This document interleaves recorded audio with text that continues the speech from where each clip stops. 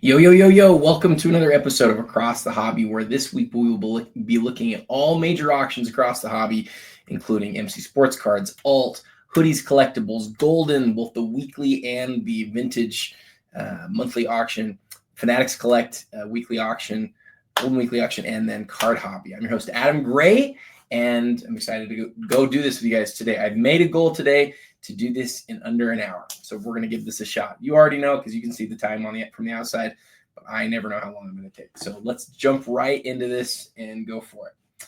Starting out with MC Sports Cards. Again, their weekly auction ends tonight, MC Mondays. And so you'll notice that we've got this sorted from ending soonest because I'm recording this Monday morning. It's 8:48 Mountain Time as I begin recording this.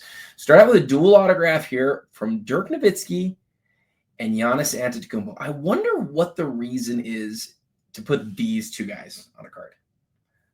Does this stand out to you as like two guys that you would ideally put on a card?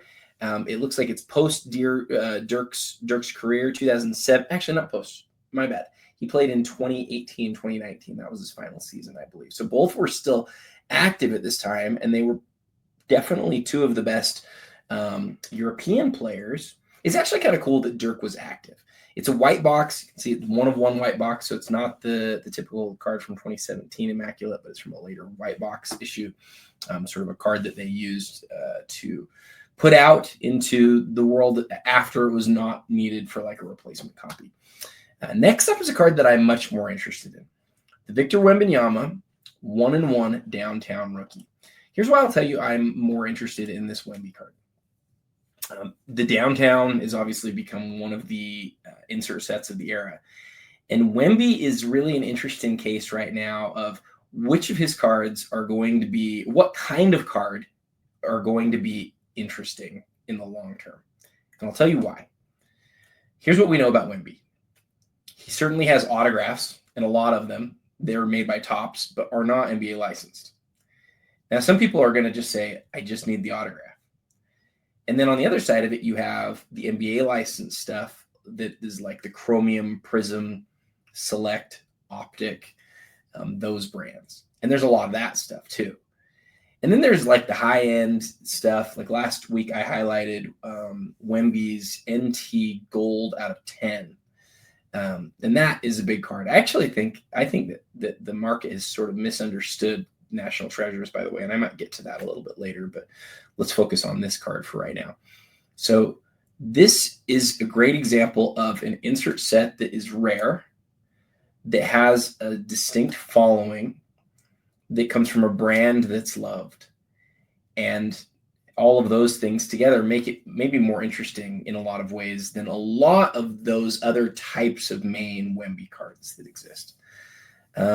This is one that some people might want to see in a slab, but it has the rookie logo. It's got a great image of Wembanyama.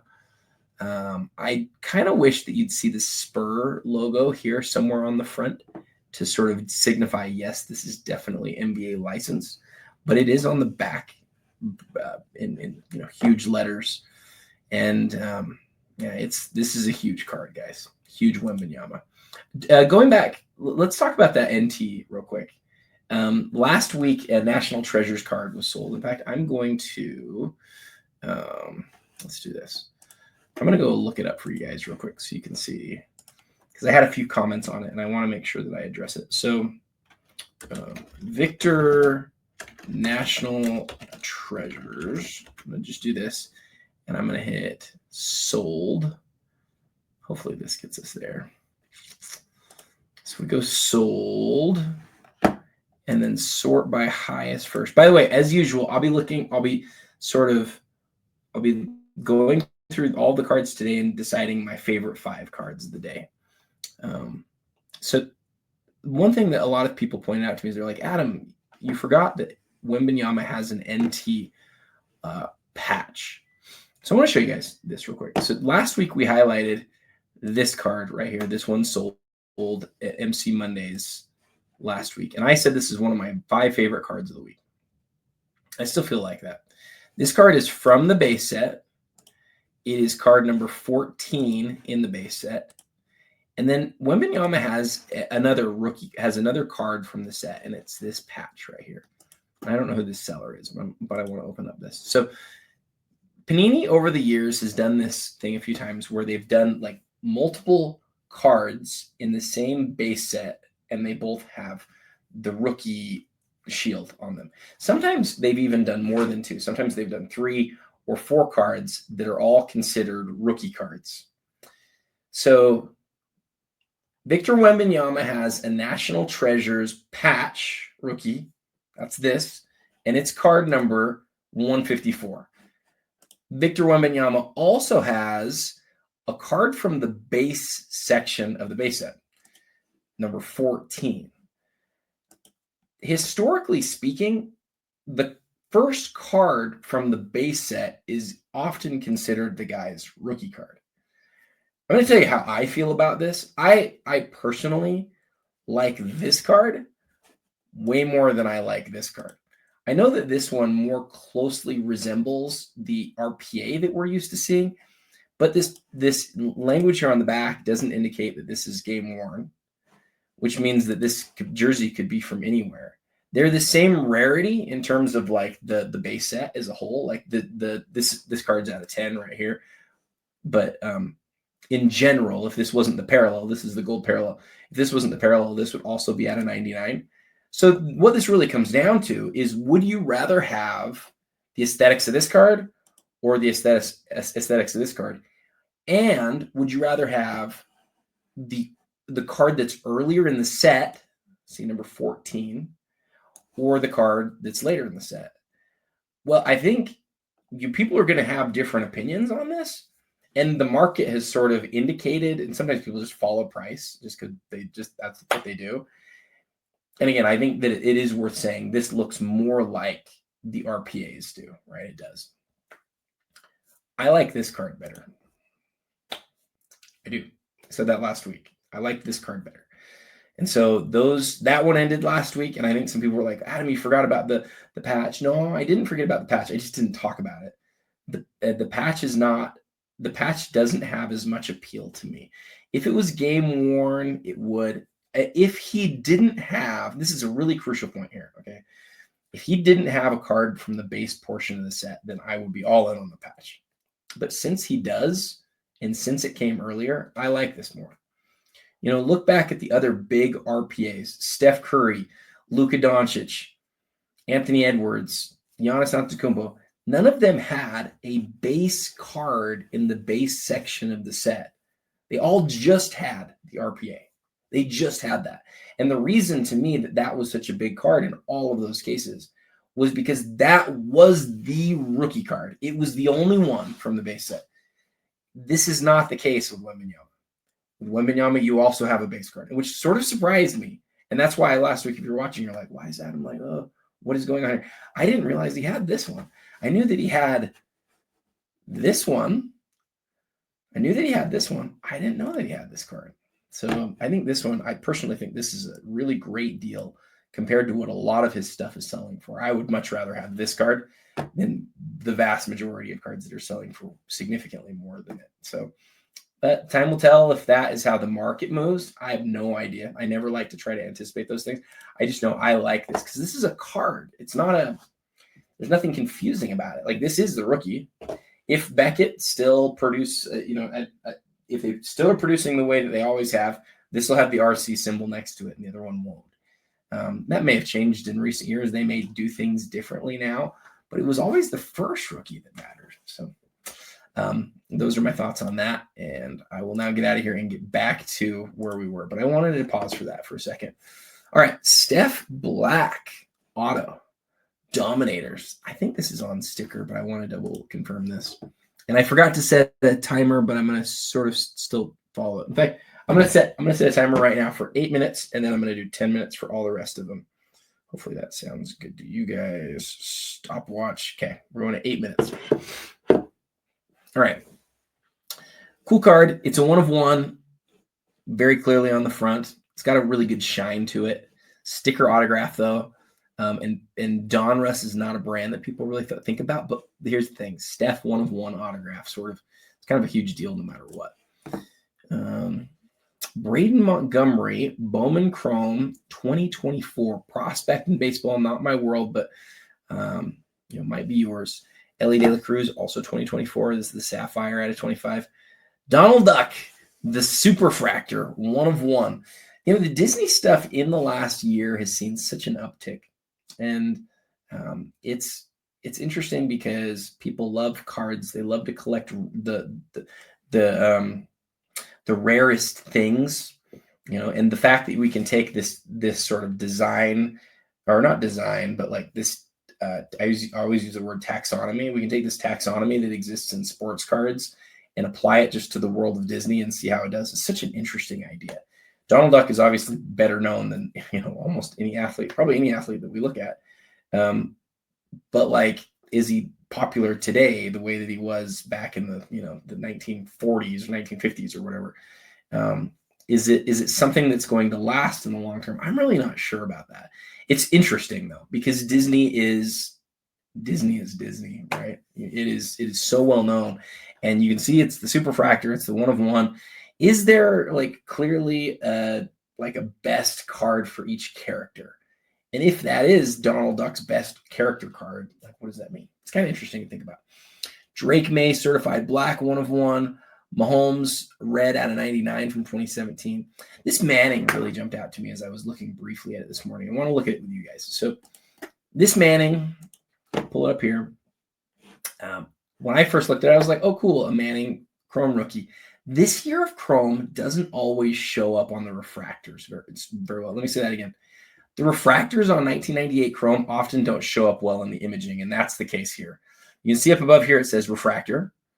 But if you were to look at this without sort of that knowledge, you might think this was just the base card. And what I'm interested to know is I can't imagine there are very many autographed Manning Chrome refractor rookies in the PSA Pop Report. So I'm actually going to look it up real quick, and I'm going to show you guys what we find.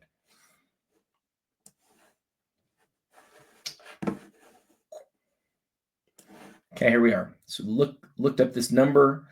This is a Pop 3 with 7 higher. Honestly, this is a higher number than I would have expected, because that means there's at least 10 of them. And my guess is that it probably means there's more. 154 cards that have been autographed have made it onto the Pop Report. If we go to PSA DNA and we just type in Manning, we will find that there are 14 refractor autos that have been graded. 3 of them are just authentic, and then there's 1 that's graded lower as a 6, and then there's these 7 higher, 2 8s and 5 9s. So this isn't as rare as I thought that it was, as rare as I thought that it was, but it's still not super plentiful, right? We're talking about 7 better in existence, and very cool card. Nice autograph. You can see PSA is graded at a 10 here. Markers may be a little bit thick, but here's the thing: on a chrome surfacey card, you need that autograph to be a little bit bigger. Otherwise, it can sort of like bead and streak a little bit weird. Like that shows up. I think for a chrome card, that shows up pretty well. It's good that he signs here along the pants. It's easier to see it that way. So I think it's well placed. It's the right color. And I think a 7 is fine. Nothing about the card stands out as bad, and that's usually the case with a 7. We know that a lot of these are pretty off-centered based on how many of them are OC in the Pop Report. But this one looks to be pretty well-centered. It looks like a pretty nice example. All right, let's keep going with our 4 minutes that we have left here. The Pele really stands out, doesn't it? I don't know all about all of his rookies and all of this era of card. A lot of them are smaller like this. PSA 3, a lot of them are really low population, but for how low population they are, they sure move a lot, which tells me they're not being as collected. Like people don't want to really own them as long-term as they get moved around. I think that'll change with time though. I do. I think the time will come where you'll stop seeing some of these more like lower pop early Pelés, and we'll start seeing them like get into collections where they just get stuck. That's what I want to see, at least, and I believe that'll happen. This Jeter stands out immediately. This looks like it might be like a Patrick Ryan special. He does a really great job of getting stuff signed and markers that really make it stand out.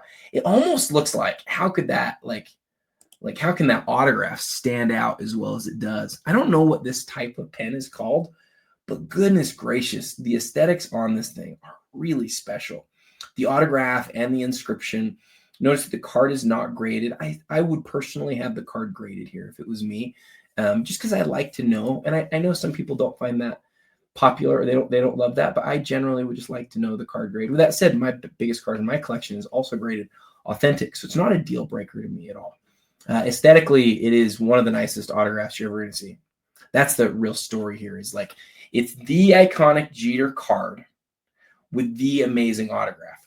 This is the sort of card where if you were like, I want to find the best gift ever for like a 90s Yankee fan, and I want to spend, whatever this goes for, $1,000, $1,500. I don't know how much this will sell for. I actually have no idea. But like, that is such a cool piece because it gives you everything aesthetically and it's the right card. You're not paying for a huge card grade. Again, I still wish the grade was there, but it's not a deal breaker. So really a cool Jeter card. We've got just a couple minutes left. A Rose and a PSA 4, a bench and an 8.5. Oh, look at this triple autograph right here of these three. A 6 is pretty nice on this card. 6 is pretty nice. And then authentic auto doesn't bother me a bit. The paint pens are pretty tough usually, but these ones look like they've been signed pretty well. Take a close look. Tell me if you agree. Because of when it was graded, you're going to be able to get on the PSA site and see what this autograph looks like on there. I would do that. This is an image, which provides some value, or a picture, like with a camera, but the PSA scan might give you a little bit more that's helpful here. It's a $2,000. I sold mine. I had a 6 of this card as well. Mine was also authentic auto. Gosh, I think I got like $4,000 for mine when I sold mine. Just a beautiful, wonderful card, though. Iconic. One of the best autograph projects in all of sports cards. Beloved.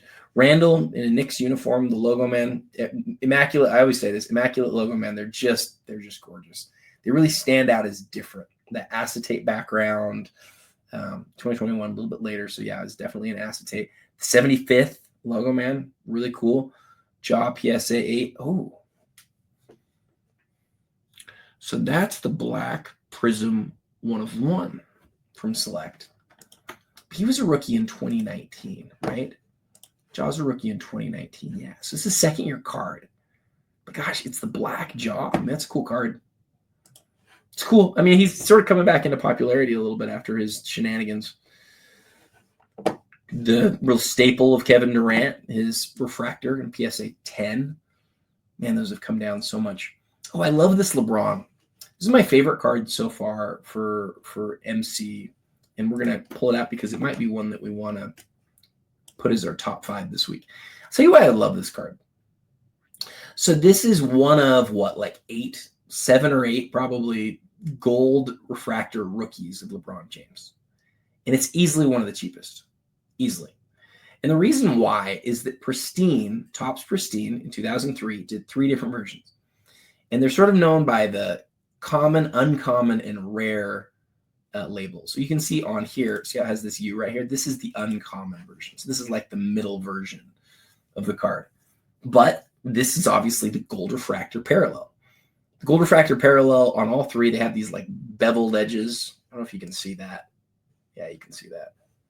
So they cut about, some people call them die cuts. In fact, does it say die cut up here? No. But then you look at the back and it's numbered out of 99. And the card's a 7.5. You're not paying for the grade. You're not paying for the brand of like Topps Chrome or even like the Topps Finest. And it's not as rare as either of those cards either. So it's one of 3 versions. It's not as rare. It's not a high grade. It's got sort of these checks against it when compared to that one, or like the Chrome out of 50, or the Finest XRC and the regular one out of 25. But that is why I like it. This is the sort of card that gives a LeBron, somebody who wants a LeBron rookie gold, a chance to actually own a LeBron rookie gold. You can see it ends today and it's at $1,500. Those other cards that I was talking about are like high 5 figures or 6 figures. And so like, I love stuff like that, where you sort of get an option to get into something that's a little bit, similar. It's like you can sort of say, okay, I see why it's a gold rookie refractor, but it's just a far better deal. Scrolling down here, time is up. I've definitely gone overtime. Alexander Graham Bell autograph. That is really cool. Boy, that is a beautiful Caitlin Clark card, isn't it? WNBA at a 99. I know it's a sticker autograph. That's a beautiful card. I really like that. That's one of my favorite Caitlin Clarks I've seen so far. Wow, this Bo Jackson though. Oh my goodness. Now, if I'm not mistaken, I don't believe this is going to tell us on the back that it's game used, but aesthetically, wow, this is a really great card. Player worn. So is worn probably not in the game, but probably worn by Bo at like some sort of event.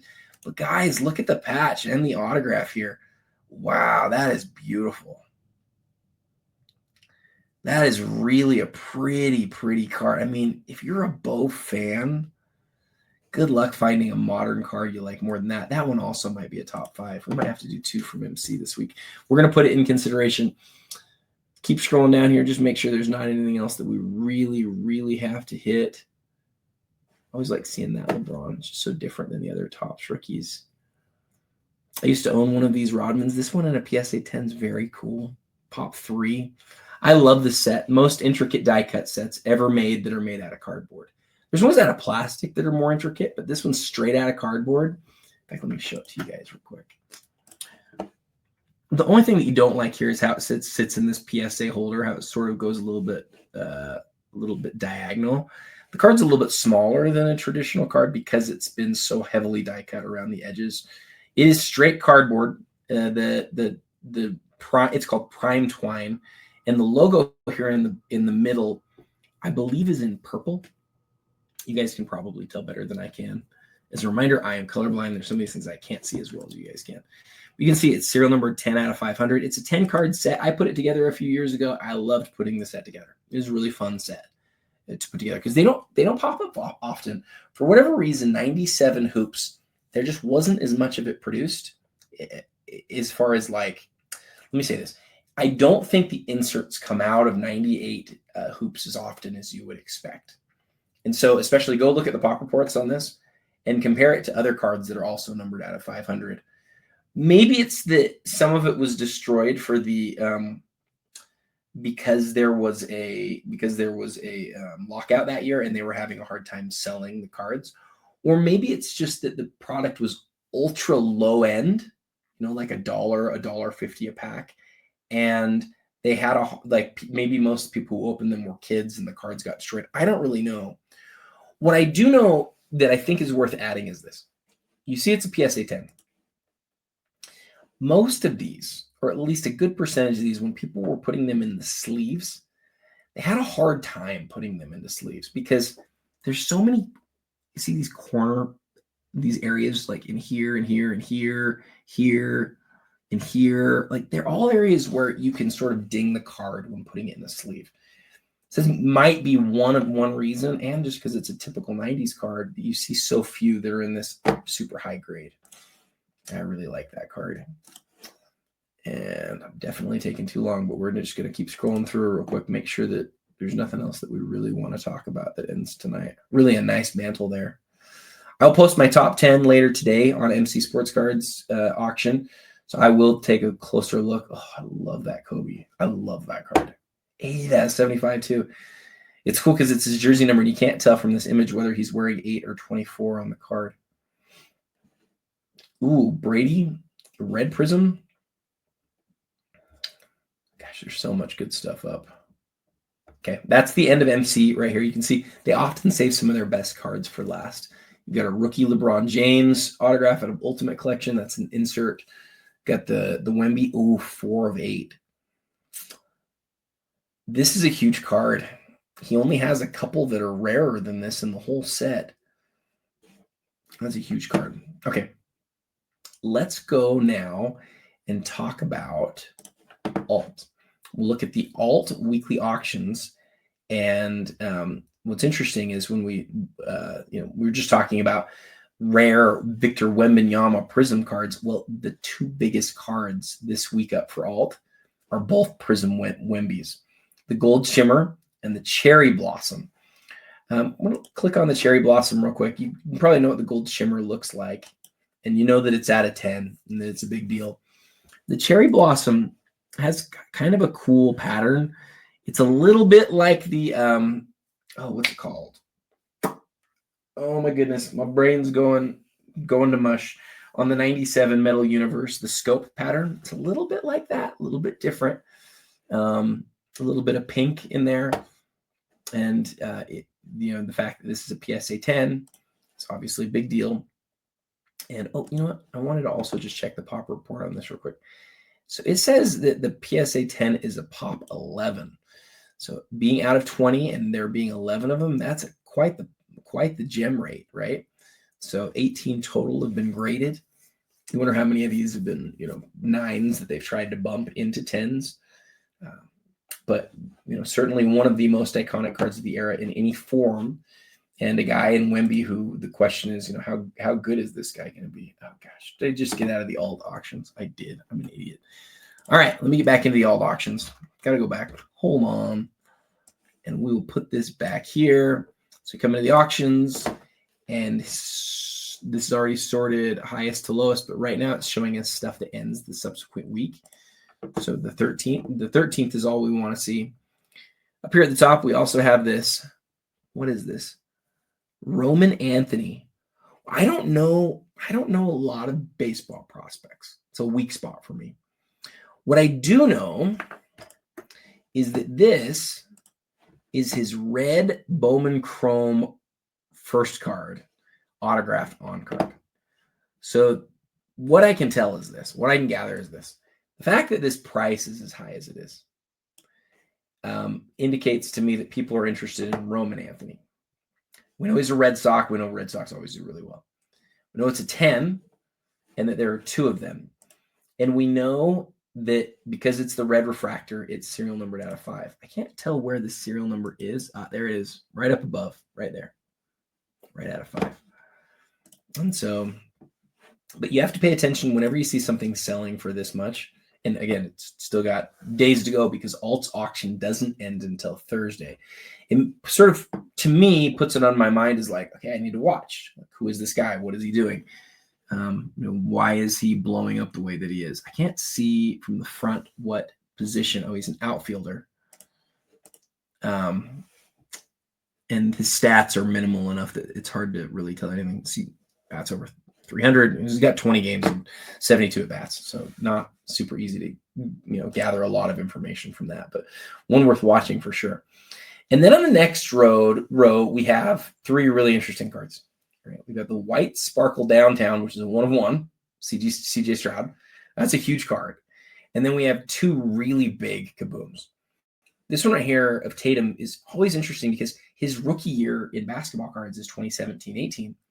But the first year of Gold Kabooms, which this is from, came out in 2018. So it's sort of like, is it the rookie year for the basketball players or is it not? Well, they were still making rookie cards, even though it's called 2018. Again, because it's a multi-sport insert. It wasn't going to be, we're going to just go along with basketball. No, it was multi-sport. So this is a 2018 card, but it still has that rookie emblem. It's at $16,000 in a PSA 9. And then the Luka Gold. And I don't know about you guys, but one of the things that I'm really watching, and I say this from the perspective of somebody who has no Luka cards, has never owned a Luka card, literally never owned a single Luka Doncic card. I like him, but he's always been so expensive. I shouldn't say I like him. I actually generally hate watching him play. He's petulant. He's always complaining. He's so talented. He's petulant. He's just always always going at the refs. Always foul-seeking behavior. But with that said, okay, let's talk about what this card is, and let's talk about why I'm highlighting it for a second. I'm interested as he, really becomes a Laker. Like when I say really becomes a Laker, he's really fully adopted by the fans and collectors and those types of things. I'm interested to see how his gold stuff does. And maybe I'm sort of making this up here. Maybe it's like something that's going to be a nothing, but like gold and Laker stuff has always gone together for me. Like gold Laker cards are cool. Well, he's obviously not in a Laker uniform here. That is as clear as day. But it is like it's Laker gold. And if I was I just think if I was a Laker fan or if I was a Luka fan, and all of his best cards are going to be when he was a Mav, I'd have to say to myself, okay, which stuff do I really want? Well, if you're buying a patch or a patch autograph, you have that Mavs uniform. Now he's had great years in Dallas and he's still beloved in Dallas. And so I don't think there's anything wrong with that. But having that gold card feels like something different. So that's one part of the story. Here's the other part of the story. Kaboom golds, the really rare forms of kabooms, they've really become like really important to player collectors and to set collectors. They've become like really high in the hierarchy. So, it's like there's Prism golds and then there's gold kabooms, and those are like two of the biggest cards, and two certainly of the biggest, probably the biggest gold cards for a given year. It's a great image of Luka. It's a great looking card. It looks good in a BGS 9.5 holder. Subs are really strong. But like I said at the beginning, the thing that I like about it is it's a gold Luka card. Now that he's in LA, I personally think that will matter. I think that'll matter to collectors. All right, we're overtime on alt, but we're going to give it a couple more minutes. Mahomes 2017. After what happened yesterday, it may be the best time ever to buy Mahomes. That's the thing I always point out. I always like to see what's the market going to do, and then I ask, do I really believe in this long term? Did I really want to own one of these long term? The thing that I think is very certain is it's way better to buy. If you're buying Mahomes long term, it's a way better buy today than it was last week, and that's a huge card, right? It is a rookie card with the autograph. I think the autograph here looks really good. I don't think these are on card though, are they? Aren't they on sticker? I think they're on sticker. We'll wait a second for this to pull up. Boy, it should be in slow though. Numbered out of 99. The autograph is a 10. It's got to be on a sticker, doesn't it? Boy, it's being really slow, guys. It's on a sticker. That's what I thought. That's a really good looking card though. The autograph looks great. That is called the scope pattern right there. I know that there's sort of a scarlet letter attached to autographed Prism cards. And I get it. Like it's not the same as the rookie. And I totally get it. But with a guy like Mahomes, I also just sort of go, man, that's a rookie card from Prism with his autograph on it. It looks really great. I don't know. What do you guys think about it? Shea had a couple of big sales this weekend. I think people are really starting to go all in on the Thunder. And aesthetically, I tell you, this card is amazing in hand. We're talking about players playing for different teams with Luka than their rookie card. Shea's one of those interesting ones where all of his best cards are with the Clippers too. And now here he is going to try to go win a championship with the Thunder. Okay, we're going to do just a few. We're going to do these last two rows of alt cards. So arguably the second biggest RPA. Now, I'd say the second biggest RPA of the exquisite era, yes. Not the second biggest RPA total, though, because you got Steph, and I think Steph definitely passed Durant. I want to talk about it real quick, though, so let's make it big. Let's make this one big. Let's do these three.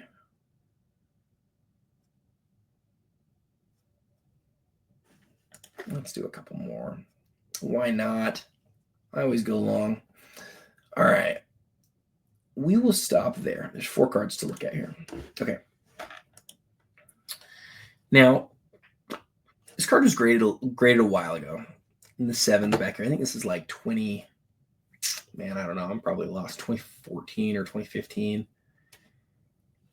That might be maybe a little bit before, actually. Let's just look it up real quick. I'm gonna guess 2012, actually. So the serial number here, 7885893. And then we'll talk about why this matters. So 2013. What did I end up saying? I think I said 2012. I think I was off a year. And I was almost off 2 years because it's toward the end of the year. So this card, this Kevin Durant, 9, there's 42 9s, 2 9 5s. I actually don't care very much about the grading scale on this card, But what I do care about is that date that it was graded. So it's graded in 2013, in October of 2013, which means that it was graded 5 years after it came out. And the reason that that's important is that so many of them had patches switched. Now you might look at this one and say, well, Adam, like no one switched to that patch. And you're probably right about that. Right? When I say patch switches, bad guys determined, and I don't know when it was. I don't know what year. Should go back and see if we could figure out when it really started. But somewhere along the way, bad guys realized that you could take patches out of cards and replace them. And this was a really popular card to do that on.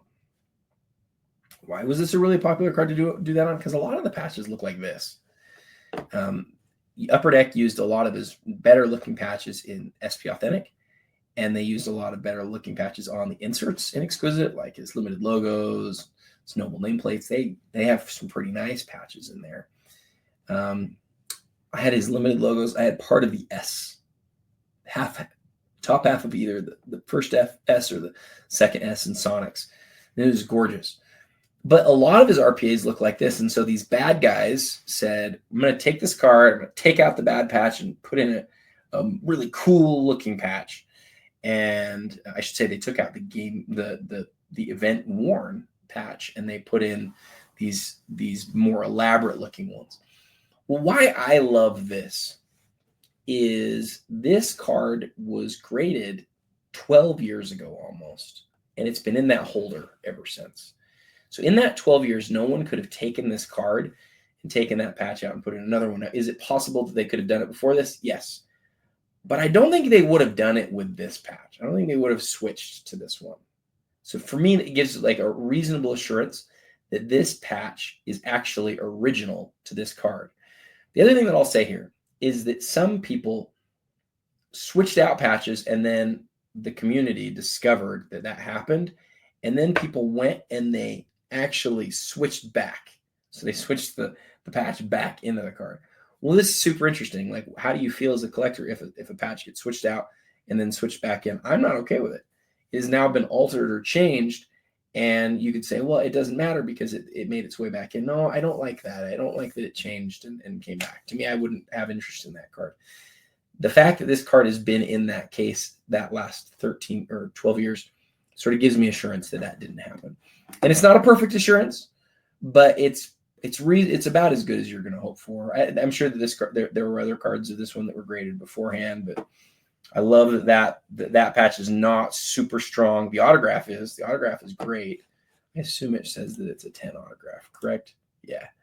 And I love, look, it's out of 99. Other than the LeBron, it's, I think, the most iconic, exquisite RPA ever made. All right, hiding in plain sight. We got to do a quick check-in of the standings right now. So bear with me for a second. I'm going to ESPN. I'm going to NBA. I'm going to look at the standings. So hiding in plain sight. Why do I say that? Well, here you have the Cleveland Cavaliers, who are 5.5 games ahead the Eastern Conference, with other teams not lighting the world on fire, right? They're just not. Look at the point differential. Like, the Cavs are pretty easily the best team in the conference. Boston's good, but they're 1.5 per game behind them, and they're 5.5 games behind them. Compare them to the West. Now, they are a half a game behind the Thunder. And so, those two teams are fighting it out for the number one overall seed, but they're the two best teams in the league by a mile. Now, look at Donovan Mitchell's stats. And this is where things are a little bit different than they've been in the past. He's not scoring quite as much. It's sort of like Donovan figured out, you know what? I need to not try to score 30 a game so that my team can be good. He's still the leader of the team, and his rebounds and assist numbers, those are good numbers for him. They're really good numbers for him. I don't know why it doesn't show me the stats when I do that. Donovan's having a great year. He's having a really great year. And he's only got, a few really key cards. Remember, he came into the league prior to this real crazy boom. It doesn't mean that he doesn't have other awesome stuff. He has RPAs and other big cards, but his gold prism is really like one of his biggest cards in existence. So number to 10. This is a pop 5. It's a true gem based on the subgrades. Will it cross the PSA? Not sure, but that's something that you certainly consider as you look at a card like this. The reason I say it's hiding in plain sight is he's the leader of this team. And this is absolutely one of very few teams in the league that has a chance to win the championship. Some people would say, I don't think they have a chance to win the championship. I think they do. Like they've played the tough teams really tough. And they're head and shoulders above the rest of the Eastern Conference. And if it's Cavs versus Thunder in the finals, whew, man, these teams have a lot of talent. So I think that's a really interesting one to look at. And we'll finish up with we'll finish up all with just 2 other quick cards. This Steph stands out to me as somebody who owns the 2012 gold prism in a PSA 10. I look at this one and go, you know what? That may not be the 2012, but it sure looks really nice, and it has it has the same design. It doesn't. Wax Museum podcast did a really good sort of thing showing that these don't show up. Oh no, he did that for the Decas. I don't think he did it for the flashback set. This isn't the Deca set, which was made 3 years later. This is the flashback set, which is made to look like 2012 as much as possible. It's not its own whole set. It was an insert set. I think it's a 10-card insert set. Maybe it's more than that. But it is a gold prism Steph that's made to look like 2012. It was made in 2020.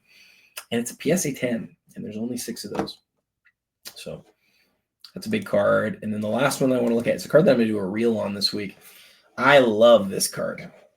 I love this card. So for Durant is sort of, when I decide to make a reel on Durant, I know it's never going to do super well because people don't want to see reels about Kevin Durant, but I really like this one. Let's talk about why.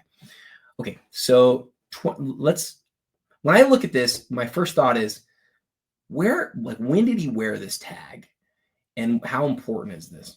So follow me here for just a second. So let's go over to Google here real quick. So I want to Google Golden State Championships. Now you might know, but I don't know what years they won the championships. So they won in 2015. It was before Durant got there, and then they won in 2017 and 2018 with Durant, and then they won another one in 2022. This card was made in 2017, 2018 flawless, which I think means this is prior to Golden State winning either of these. I think this is the year. So that would mean that this came from his championship season. Sorry, I think this came from the year that he won the championship. Does that mean, do they have an 8 on the back of their thing today, or do they have a 7? It only shows 6 championships here, but this has a 5 on it. Let's look real quick. So 2024 25 Golden State jerseys. I want to look at an image of this real quick. So we look at Curry. This might not work. Might not be able to see it. You guys might find this dumb and uninteresting. I want to see the neck. I want to see on the neck where the champ tag is. But none of these images are really showing it to me. Let me go to images real fast. Bear with me for just a minute. If we can get there, this might be kind of cool. If not, my apologies. Why do I not see the championship tag on any of these? I know they're there. I want to see just a picture of Curry. Let's see. Golden State. Steph Curry from the back. I want to see Steph's back, like his neck. Man, guys, I'm failing here. I think that this one's going to work, I think.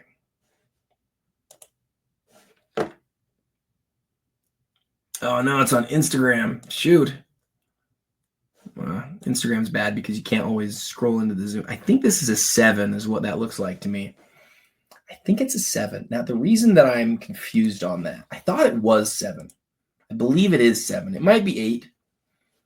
I'm getting sort of information here that's complicated because this just shows that they've won 6 championships. Wikipedia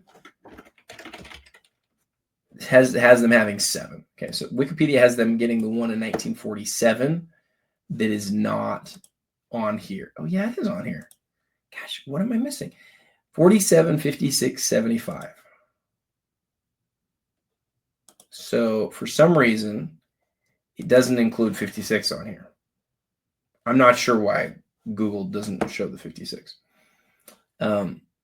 The reason that I wanted to go through that is they won 7 rings, right? The Warriors won 7 rings. So here's what we know.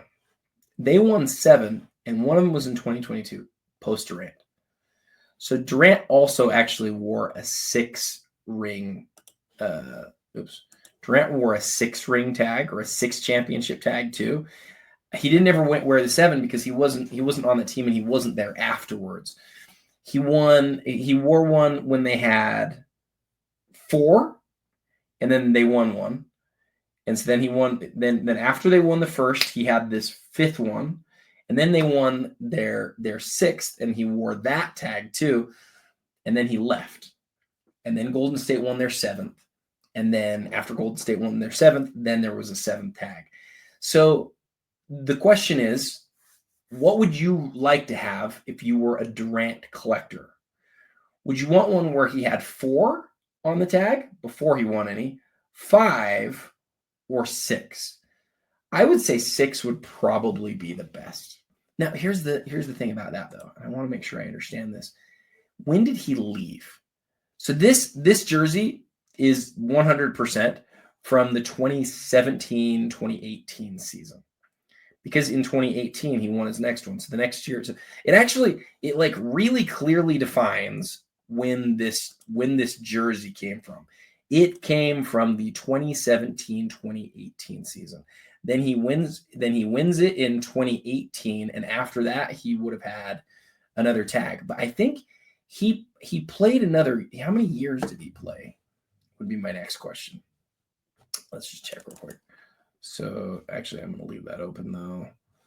Let's just do it in here. So Kevin Durant stats. I know this is like, most of you guys are like, well, I don't care about all this, Adam. You need to just shut up. And I get that, but I do want to understand this. I think this is kind of cool. So he plays in 2018-19. That's what I thought. It's easy to forget this stuff. It's so easy to forget this stuff.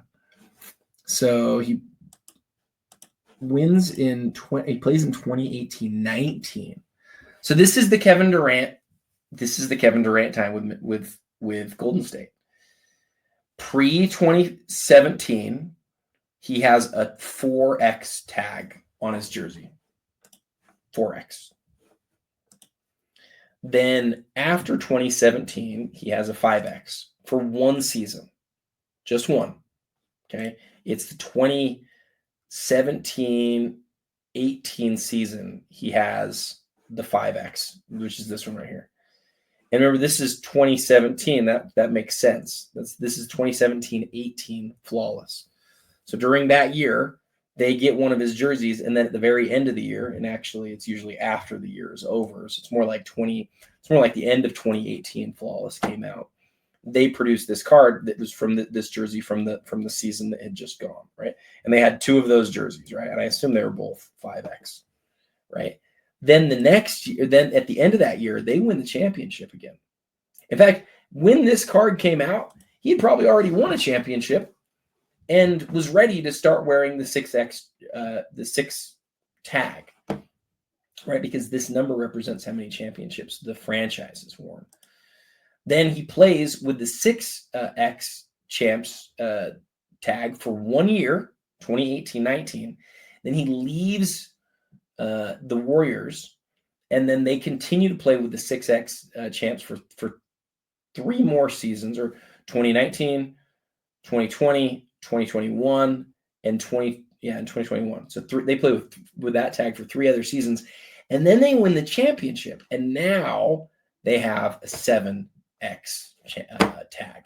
I know that was a lot, and I know for you guys, this is probably way too much. I probably lost 90% of the audience, but I think that's really cool. I do. I think that's really cool. Okay, let's clean this up. We're going to call it a day for alt. Man, I went freaking 20 minutes over on alt, and it was all me talking about that card. I guarantee you people are like, Adam, you need to shut up. But I wanted to go through that. I thought it was really cool. Okay, hoodies. Card of the week. You probably saw the reel that I did on this. This is such a cool card. It's cool because it's been in the same collector's hands since he pulled it out of a pack. The best part of the story, though, is that this 12-year-old kid basically created an inventory on a piece of paper, and he wrote down all of the cards that were in his collection. And within like a couple of weeks, he pulled this and an Intimidation Nation Kobe, and they both came out at the same time. They both were brought into Hoodies Collectibles in Bend, Oregon, just a couple of weeks or maybe a month ago. And Hoodies looked at both of them. The Kobe had a little thing on the corner, it graded a 6, but they looked at this Noise Boys and they were like, dude, you've got a shot at a 10 here. But you always sort of wonder, is PSA going to be willing to give a 10? Is it really like is it possible to get a 10 on a card like this? And, it was a pop 25 for a while. And then they got the card back and they couldn't have been happier. This guy they helped him grade a PSA 10 Michael Jordan Noise Boys card. And so now here it is at 21 grand. It ends tonight. And I know a lot of people are watching it. So I'm really excited for them to see how they do on that. Love this old school Jordan autograph, not NBA license, but it's a beautiful card. I owned a card from this set and thought it was really fantastic looking. The Hot Shots MJ, the gold vinyl Luka. Oh, a nice Scotty Barnes logo man. This Jordan insert is always one that I really like. It's when jersey cards were really, really tough. And that was a really tough card back then. The Electrifying Jordan. Hank Greenberg rookie card, BGS 2.5. David Wright game used logo, or logoman or shield, however you want to call it in baseball. Lots of big stuff up at Hoodies. I really like this Damian Lillard card right here too. I love that card. It's awesome. I just realized that I did not get anything from the top 5 from alt. You know how much I love that Durant. I might do that one. Might come back to that one. In fact, I'm gonna just highlight it real quick just so I don't forget it. That's my third big card of the week that might make the top 5. All right, so we finished alt and we've also finished Hoodies. I guess I just wanted to say about the Lillard. I just love cards that show up really differently, that stand out as being really different. And when you see somebody from behind like you do on this Lillard, I had the Kobe from this set for a while. I've moved it since. I don't own it anymore. I moved it because there are 125. It's not a small number, and I just find myself liking cards that are rarer and rarer these days. But I can't get over how nice the cards are aesthetically. Like everything about these noir spotlight signatures, everything about them is just perfect. The black, the hollow foil on the black, the gold autographs, the big thing over here, and then the photography. It's gorgeous. Okay, we're going to call it a day for Hoodies. I like the story of the Noise Boys enough. I might just hang on to that one. So we'll put that over here. We got 4 cards now. We're going to have to get rid of some of these for sure. Okay, now let's go to Goldin. Goldin has 2 major auctions happening. One ends on Thursday, and that is their weekly auction. And you can see they have some really, really big cards at their weekly auction. So it looks like somebody listed a Mahomes RPA to end right after the Super Bowl. And again, we talked about this earlier. Mahomes, if you believe in him in the long term, it might be the best time ever to buy his stuff right now because it's like, oh, he just got beat. He's not an all-time great, blah, blah, blah, blah, blah. He's already won how many Super Bowls? And he's already sort of viewed as, by a lot of people, maybe the second greatest ever. And he's got maybe like 15 years more. Like he could play forever. He could play forever. The NTRPA, I'm not going to click on it, but because you can see here, the NTRPA from Patrick Mahomes is so interesting because so many of them are 1 and 2 color. This is a really even 3 color in a PSA holder and a really strong grade, and that's why it's at the price that it is. So if you don't just want a Mahomes NTRPA, but you want one of the nicest out of the 99, that's why this one is as expensive as it is. The 8 on the star MJ, the 1/1 Jaw Optic Black. That's a big card. I love this dual autograph right here. National Convention Shohei. Another Mahomes rookie. This is the Impeccable Extravagance, numbered out of 8. Oh, it's not a rookie, though. My bad. It's 2020. My bad. Optic Downtown Mahomes. You know what? I don't know if I sorted this by highest. I don't think I did. Ooh. Jordan Clarkson logo mint auto. That's a cool card. I know it's got the black and a lot of people don't like it, but it's got everything else about it that Immaculate always did that is so beloved. Man, they went away from that black quick, though. They did it for about 2/3 of a season, and then they were out on it. Same thing with this. Who is this? Is this Marc Gasol? Ooh, that's a big card. Marc Gasol does not have a lot of cards bigger than that. I just realized, though, I didn't sort by highest. I want to sort by highest rather than lowest lot number. I'm going to go through and do maybe another 30 or so items, just sort of scan through them real quick. And then we got to get moving. Okay, PSA 10 on the Skyview Jordan. Not a super low pop on that, but low enough that it's worth looking at. Mantle, PSA 5 grayback on the 56 tops. Got the downtown of Jalen Hurts. PSA 10. PSA 7 on the mantle. I love this Jordan. It's one of my favorite Jordans. I love it. This one's a 6. I think a lot of them that are graded are overgraded, and I'll show you why. I'll click on that and show you why here in a second. I love this Marc Gasol. He's one of these guys who, remember, he was a second-round pick. He was traded for his brother. He didn't sort of show up in the spotlight for a while until people realized, wow, this guy's really good. Remember, he won a Defensive Player of the Year. He was a stud, man. And he doesn't have a lot of autographs either. So that, honestly, that's got a chance of being one of my top 5 cards of the week too. Jordan Clarkson's a Jazz guy. I like him, but Marc Gasol made a huge difference in the NBA. He's one of those sort of guys that you got to go, is he a Hall of Famer? Is he? He's close. I don't think he is. I don't think Mark makes the Hall of Fame, but he might. He totally might.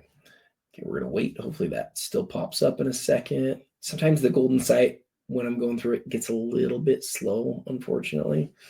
Gosh, we didn't go through nearly as much as I wanted to, but it might just, it's giving us a hard time. Okay, we're going to exit the page here, and we're going to look at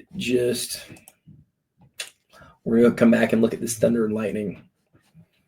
So the reason that I say that I like this, I'm kind of a believer that a lot of these that have been graded high, if they were regraded, wouldn't be graded high anymore. And I'll show you why.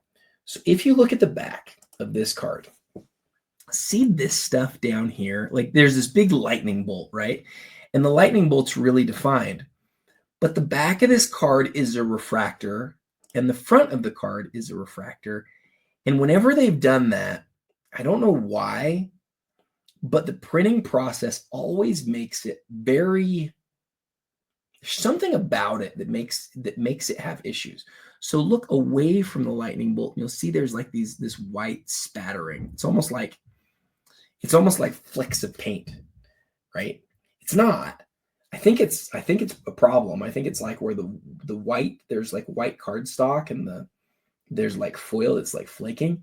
But what I'm going to tell you is this is on PSA 10s. This is on PSA 9s. This is on all the cards. Now, this is a recently graded card. If you told me right now that this card right here had been sitting in a PSA 9 holder for the last 10 years, and then somebody regraded it and it came back a 6, I wouldn't even be a little bit surprised. It's just that the higher graded ones have been generally sitting in those holders a lot longer. So with that said, I love dual-sided refractors. I just love them. I love that card. That's really wonderful. Okay, so that's that. We're going to call it there for the Goldin Weekly because we're having a little bit of website problems. Now let's go into Fanatics Collect Weekly. Let's click on the auction here. This is going to take us into the weekly, and we're going to see all the stuff that's ending here. I'm going to do, instead of recently added, I'm going to do highest price. We're going to see what's already been bid up, and we'll look at, say, 100 or so items. A couple other people, or there's another person who's really hoping to see Mahomes win. But boy, this is one of the real big Mahomes cards of the era. The person who listed this is severely disappointed at what happened yesterday, because I'm going to tell you right now, like, there's not a lot of bigger Patrick Mahomes cards than this 2024 green Kaboom. Man, you guys know the gold is to 1, or sorry, the gold is to 10. The green is to 1. The question that you have to ask on a card like this,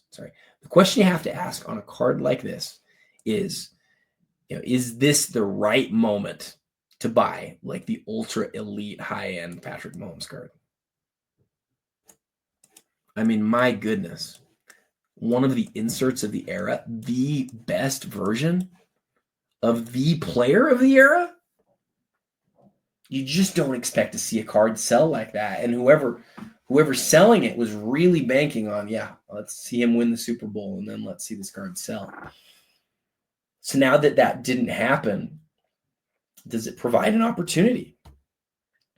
If you're a long-term guy like me, the answer absolutely could be yes. Depends on what you think about Patrick Mahomes in the long term. Really an interesting auction. Okay, another one of these Brady's, but this is a PSA 9. Wow, that's a big card. Let's go look at the pop report on this card real quick.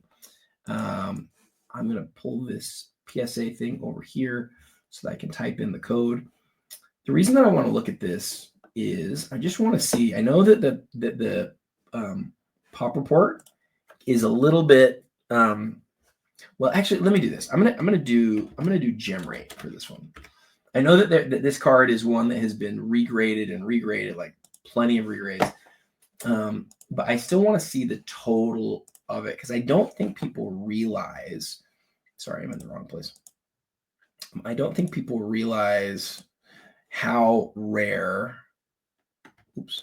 the Tom Brady Chrome Refractor is. So I'm going to come on to gem rate, and I'm going to just type in Tom Brady. In fact, I can just do this. Sorry, I can do this on screen because I don't need the code for it. If it will allow me to put it on screen. There we go. Tom Brady 2000 Bowman Chrome Refractor. So check that out. 432. There are 432 Tom Brady Bowman Chrome Refractors across all 4 major graders. So if we come into gem rate and we say, okay, what is the breakdown of this 432? Of the 432, the majority have been graded by Beckett. My guess is a good percentage of these that are in Beckett holders are now in these PSA holders. I don't believe there's anywhere near 267 Beckett graded Tom Brady's at this point. I think a lot of them have been cracked and now find themselves in PSA holders. But what's really interesting, okay, look at the breakdown of the grades. It is not an easy 10, and you can see the percentages over here. As far as like pristines, there is one pristine. There is one Beckett pristine. Then, as far as gem mint copies go, of the 432 graded, only 42 were gems, and most of them, the vast majority, are BGS. There's only 7 PSAs, right? Those 59 nines. Like, it's about a little bit more than a third of the total PSA population, with the vast majority as 8s, 7s, 6s, and then even some authentics. What's interesting, though, does this sum? It has to, I know, but PSA, how do we get to 152? I guess it does. 7, 66, 69, 113, 133, 147, 149, 150, 151. Yep, there you go. So this is just one of those where it just sort of like, because it's so spread out. I mean, you're even getting them down here in the 6s and the 7s. But a 59 of them, that's a good, strong grade for this card. Going to the wrong place again. My bad. Good, strong grade for that card. And that's why, it's sitting at $32,000 with almost a week to go. It's his only refractor rookie card. All right. Trout Gold. Now, on the Trout, I wonder, how does that autograph look? It's a little bit darker than we want it to be. I think it's a little bit darker than we want it to be, for sure. How does that influence how you feel about this card? I wonder, and sometimes you look at this and you go, but what did the original color look like? Well, that is really the question, isn't it? So to figure that out, what I want to do is I want to, I'm going to copy this. I'm going to open a new window. I want to see what the Trout autograph normally looks like, because this is a huge card right here, right? The gold refractor is an absolutely huge card for Mike Trout. But I want to know, like, what does the autograph normally look like? So I'm going to come in here and I'm going to go Bowman, Chrome, Trout. And then I actually might want to just put in the year too. Ugh. 2009. I want to see another gold if we can. I wonder if we go to the buy it now section, if any of them have sold on buy it now. Oh gosh, it didn't keep my listing. That stinks. Mike Trout 2009 Bowman Chrome Gold. Copy this. All right. So here's one that's a BGS 9.5. It's 125 grand. Gosh, this autograph looks dark too.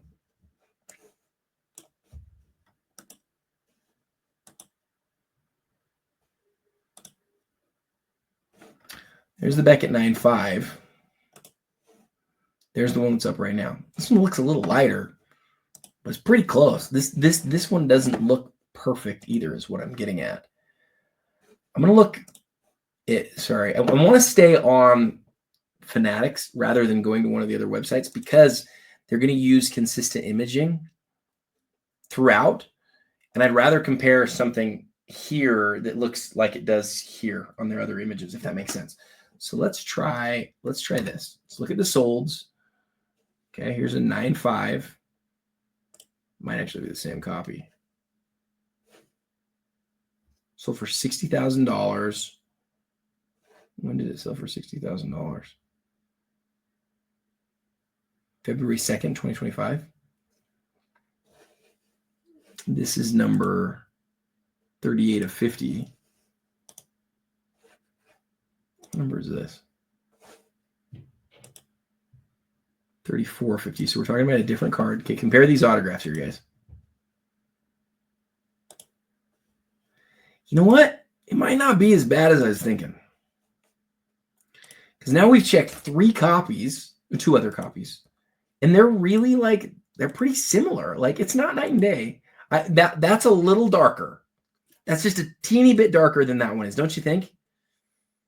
Like, I think I'd rather have the autograph on the $60,000 one than on this $10,000 one. And the $60,000 one has a little bit better subs, because, well, just a little bit. The edges are a 10. They're a 9.5 here, but everything else is just one, 1.9 with 2 9.5s. So if this is 60,000, how much is this? Is one thing that people are going to ask. And since this just ended, people are going to use this as a comp. I think, let me say this too. This one might be just a touch darker. This one's more centered and maybe more even and defined. I like the big M at the beginning as opposed to the smaller M right here. Like, the overall autograph, the whole of the autograph, notwithstanding the slightly bit lighter, is definitely better here than it is here. The card here is a little bit better, though, than it is here. But they're both Beckett graded, and they're graded in the same sort of era. Let's look, and bear with me because I got to check this. There's this other one right here that ended in 2024. This looks like the exact same card. And look at those autographs. Those are the same. That's the same card selling twice. So it sold for $36,000 in 2024 and then $60,000 last week. It's kind of crazy that it sold for $60,000. I thought Trout was generally down in that time. Maybe I'm mistaken there. I probably am mistaken. I don't know this. You guys know I don't know this stuff super well. Look at this one, though. I think this is the same one that's selling right now. Yeah, this is the 34. Sold for 70. And, did I get out of it? This is the 34. And so we obviously can't compare the autographs because they're the same card. But I'm now all over the place. I've now done everything with these Mike Trouts. We've now looked at 3 or 4 different ones. The autograph sort of is what it is. And we can look at I would say this too, though. This is just a normal chrome. Here's another gold that looks like that. Here's a gold that looks bluer. So this one's 2022. It's in a PSA holder, so I'm not sure if the imaging is exactly the same, like the way that they image is exactly the same. But see how much bluer that is? Oh my goodness, I'm all over the place. Forgive me.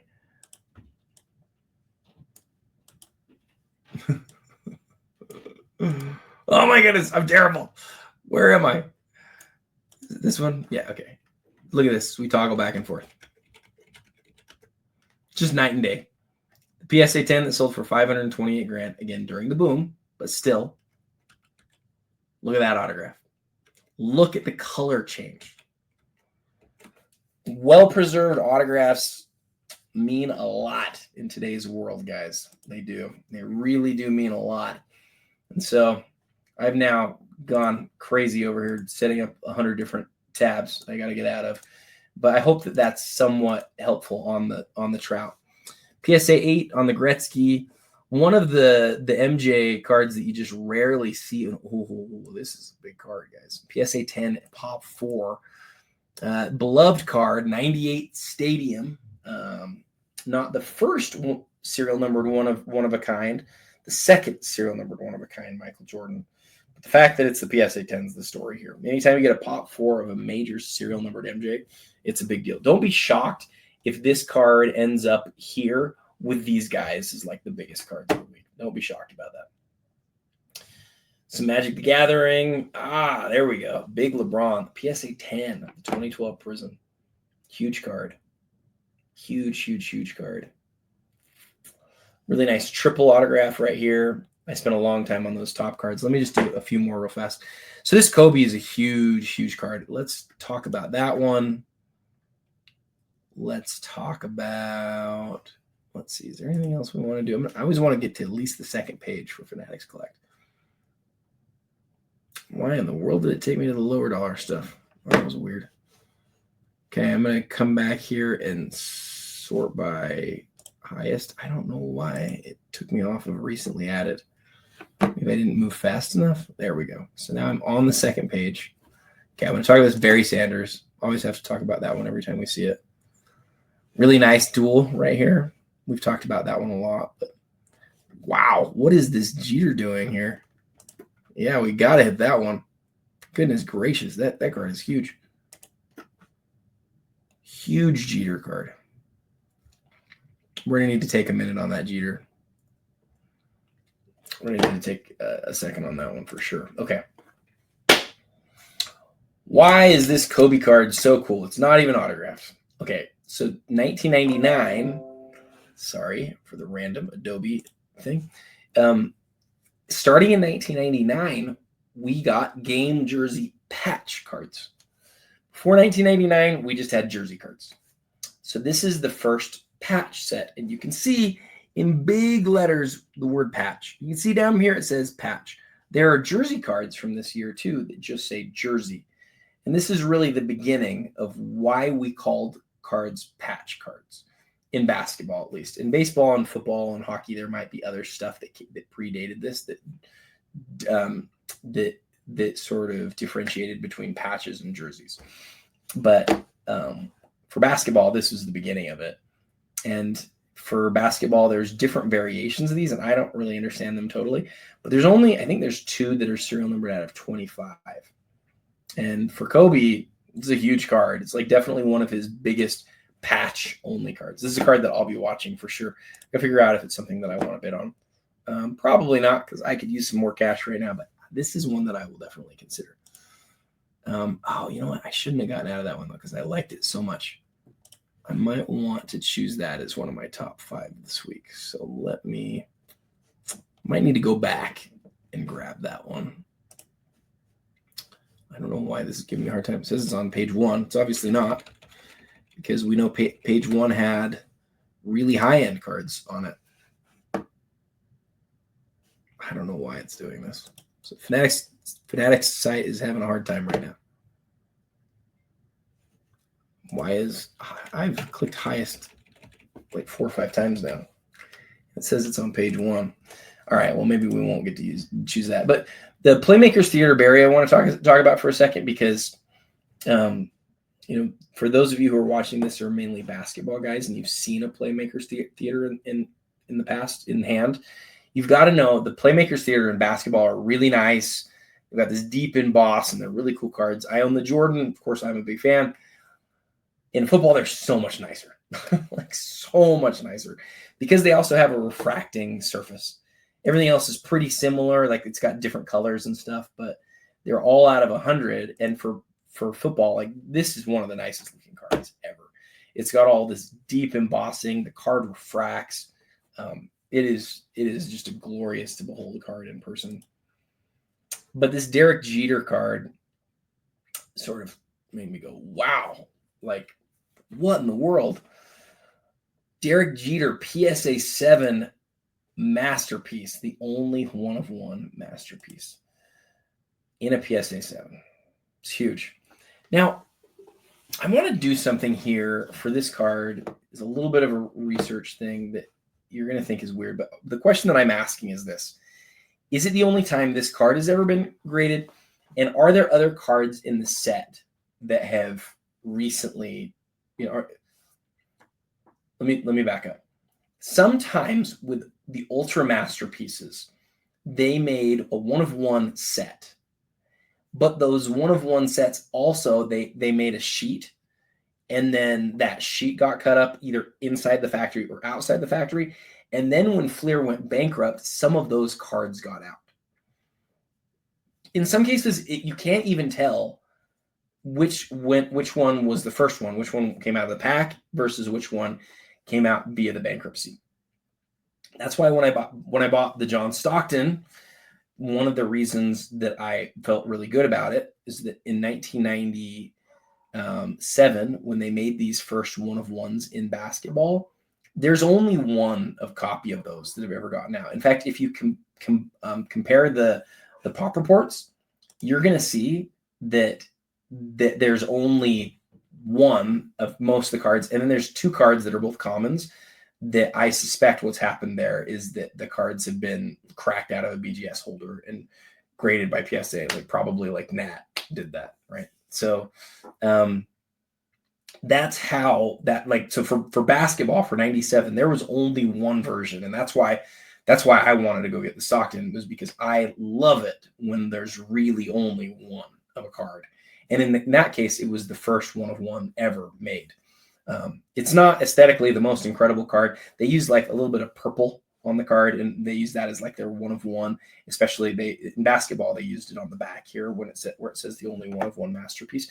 But anyway, I'm belaboring the point. Here's what I want to show you guys. So if we look at the PSA, which I had up, I guess I got out of it. If we look at the PSA pop report on this, I think we're going to just see that the card has only been graded once. But there's something else that I want to show you guys here that I think is really cool. So we're going to come in here to PSA, and we're going to enter in. So there's only one, pop one of this card, 0 higher. Bring this over here. This research project that we're doing here, this is going to take a second. So 2000 Ultra. See, the thing that PSA does that I kind of don't like is they don't break them apart, right? It's like you got the Alex Rodriguez base, the Alex Rodriguez sample, the gold, the platinum, and if you had a one-of-one, that would be in here too. It's not. But I'm going to come in here and I'm going to enter Masterpiece. And when we enter Masterpiece, we're going to get something really interesting. We're going to get just a list of just the cards that have been graded by PSA. Now, you can see 1, 2, 3, 4, 5, 6, 7, 8, 9, 10 times ever has this card been graded. Have these cards been graded by PSA across the whole set? It's a really low number, right? It's an incredibly low number because this isn't a small set. It's, it's at least 252. How big is it? This set is, we're going to have to go to a second page, I think. No, it's 300 cards big. And PSA has only graded 10 of the masterpieces. And one of them is right here. It's the 200 Derek Jeter, PSA 7. So PSA has only graded 10 2000 baseball Fleer Ultra masterpieces ever across all 300 cards. So now the next part of this research is to go to Beckett as the other major grader of these cards ever. And I'm going to go to the pop report here. I'm going to pull it up over here. So what I did for basketball too. This is, the finding here is like super interesting. So we're going to click baseball. We're going to say masterpiece. Gosh, no, I don't want to do that because that's going to bring up too much. We want to go 2000 Ultra Masterpiece. I think that'll work. Let's see.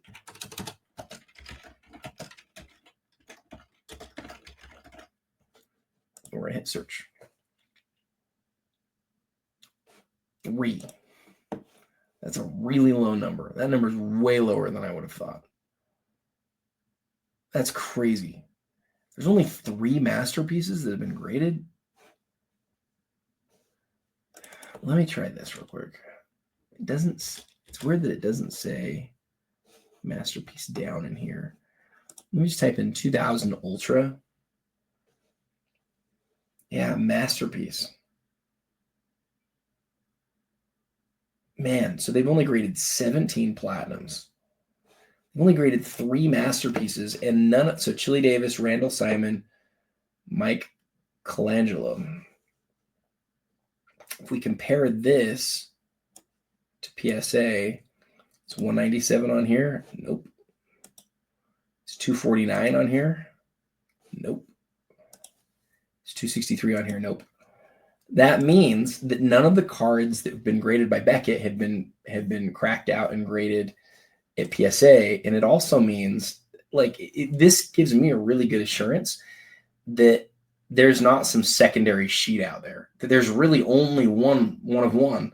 Unlike so many of the other one of one sets that Fleer made, there wasn't a secondary sheet. And at least if there is, that none of them have been graded is sort of crazy because they have a huge value. Even the commons on these cards sell for a ton. Not as much as in basketball, but they sell for a ton.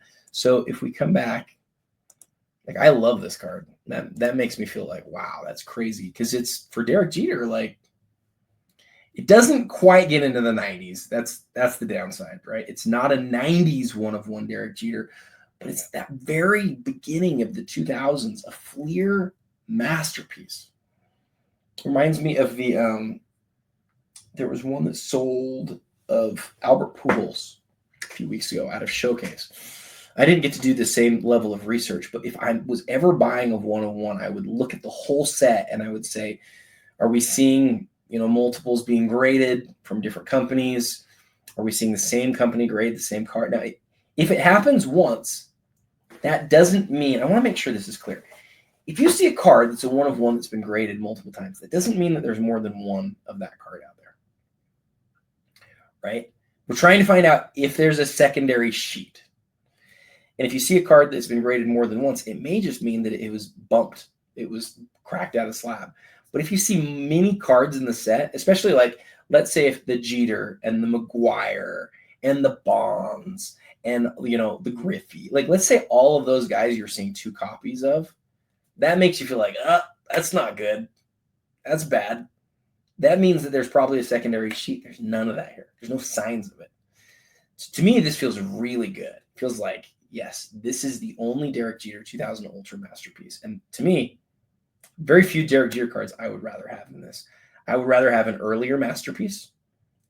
He doesn't have a PMG green. Remember, they didn't do those in baseball. He does have an early credentials card in EX. Has a couple of those, right? The first one, and then the essential credential nows. Like, those are nows and futures. In baseball, they have a set before that. It's a credential set, right? I think that's true. Gosh, I should know that off the top of my head. But he definitely has, like, some other really rare cards.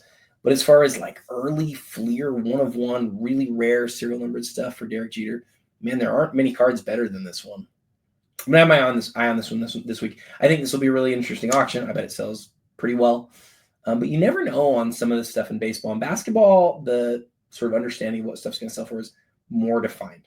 In baseball, they're really, and in football too, the really rare inserts, especially baseball, are a lot less defined. So it'll be fun to watch that one. That one will go into my top 5 of the week, though, for sure. All right. And we're going to call it there for Fanatics Collect. We will go now to the Goldin. I'm not even going to get close to an hour. I'm seriously so bad. This is actually the one that I wanted to look at the most. The Goldin Winter Vintage Elite.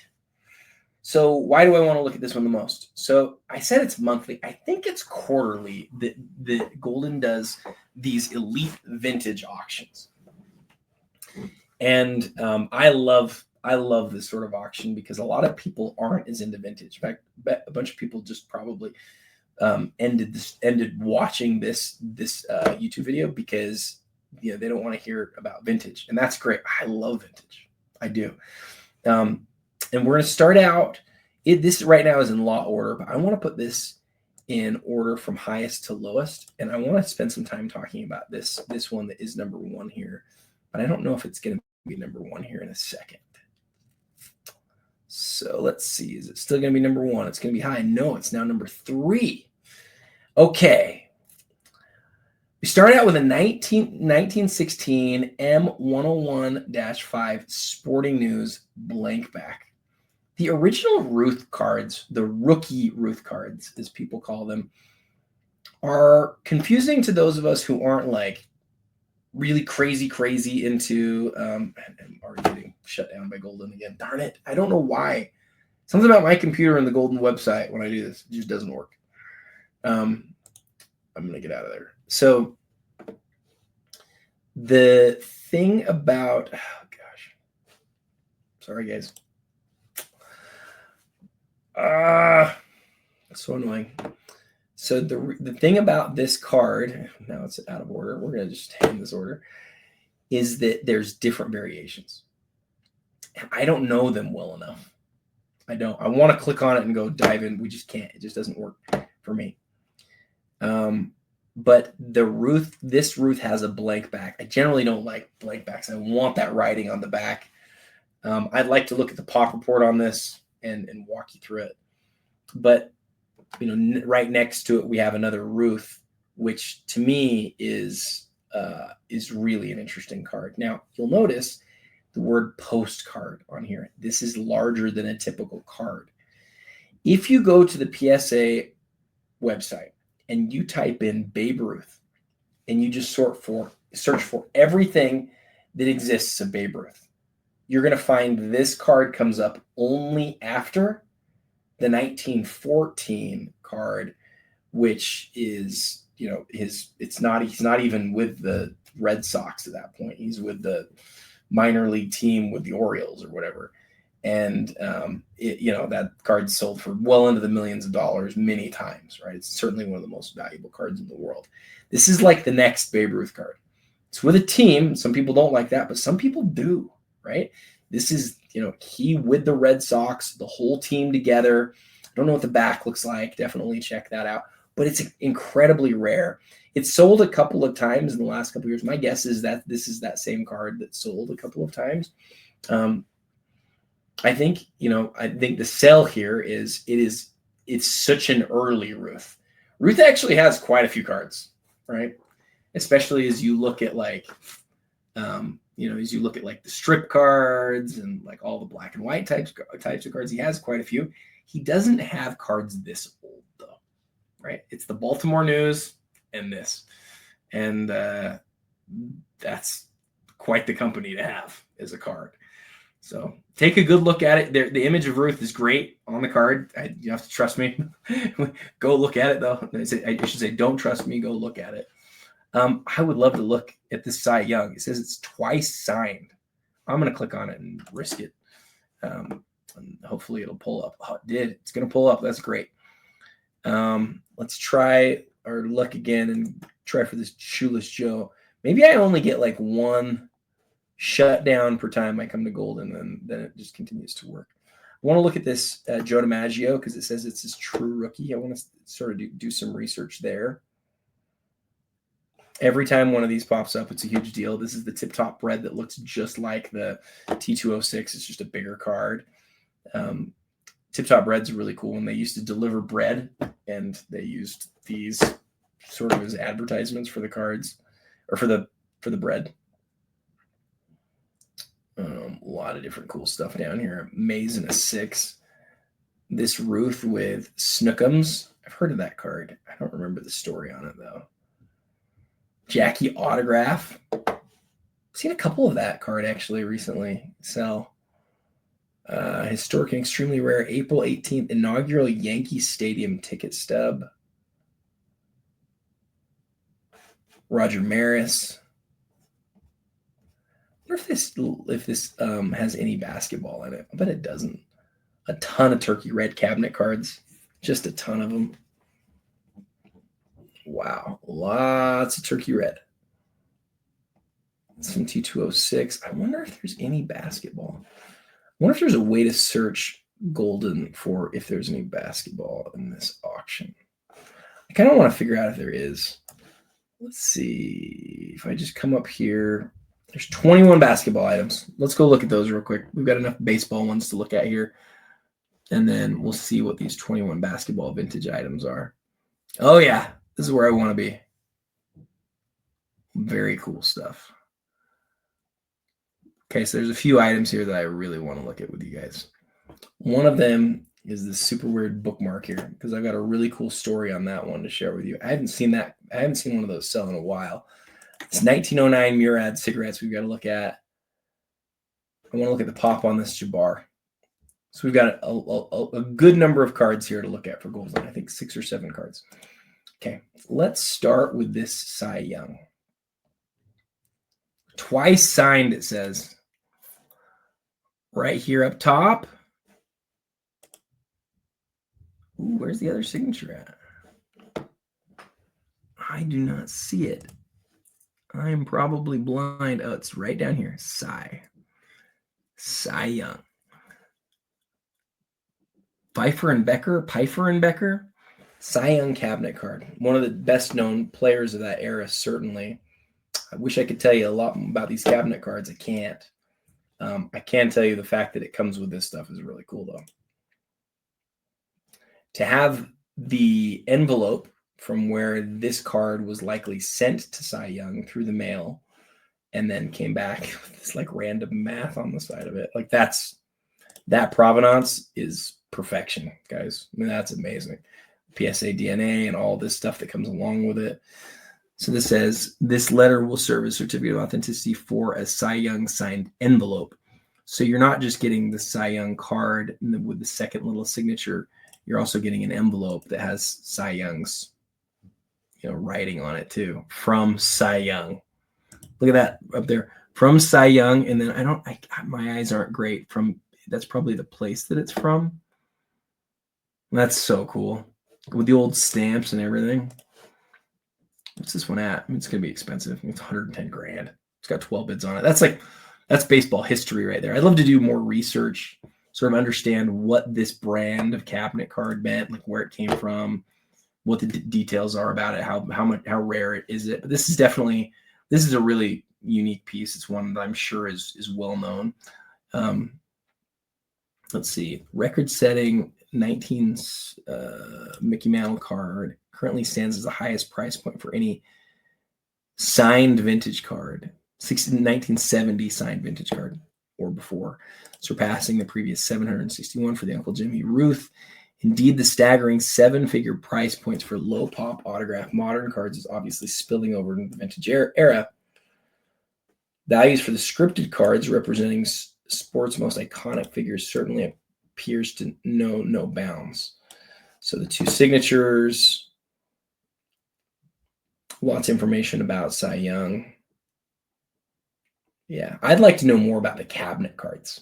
And it does say there is some stuff in here though. So it says, of utmost significance, this momentous artifact is one of only 2 known Cy Young, Pfeiffer, and Beckett cabinets, with the other residing in an unsigned PSA 6 holder. Yeah, so there's 2 of these. One of them signed and the other one isn't. I mean, that's crazy. It's really cool. All right, let's move on to the next one.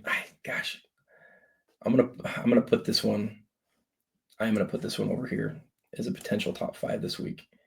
Remember, my top 5 is not based on value. It's based on like what I like. I love that. I love this one too, though. I love the 1914 Cracker Jacks. This card 100% came out of a box of candy, and you can see, I mean, it has the stuff on it that indicates that it's stained. It's got issues. It is lovely. It is a wonderful card. It's 95 grand right now. 4 is a really strong grade on this card. Oh, look at that back. Yeah, just caramel stains all over the place. But 4 is a good, strong grade. The card looks great. Real significant wear on the corners too. Great card. Great Joe Jackson. Okay, the reason I wanted to look at this, I want to understand Joe DiMaggio a little bit better. This card is listed as a true rookie. It is a week. Click here. It says, proud to present the most extraordinary rookie cards on the planet. Unique for the grade, 6.5, 1936 worldwide gum. DiMaggio Marvel bested by only a single PSA 7. So there's one graded higher. And this is a pop one. So, yeah, this is huge. Okay, now this is what I wanted to know. Let's see. So, is ironically tantamount to the Yankee Clippers' unparalleled legacy, with the iconic Hall of Fame center fielders unquestionably residing as one of the national pastimes. I read this wrong. Where did the... Okay, here it is. Jolton Joe's true inaugural MLB card, it is preceded only by his Z-Nuts minor league subjects that do not qualify as a bona fide rookie since he is showcased in his San Francisco Seals uniform. So this is the first card that we see him in his Yankee gear. It's cool. And then just to corroborate that, and I believe it's 100% true, but I just want to show you guys this. If you go into PSA's site and you click on, let's see, what's the best way to do this? If you come into PSA and you just search, I don't know how to do this. The site sort of changed a little bit. Maybe is it just research? Let's just try this real quick. And I type in Joe DiMaggio. There's these hand cut things. Here's the Seals stub. And then look, 1935 Pebble Beach clothiers. I don't know what that is. I'm in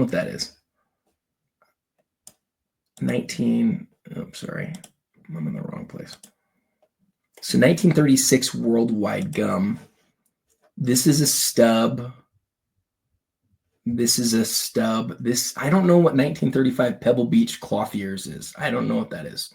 Maybe look that up. This Seals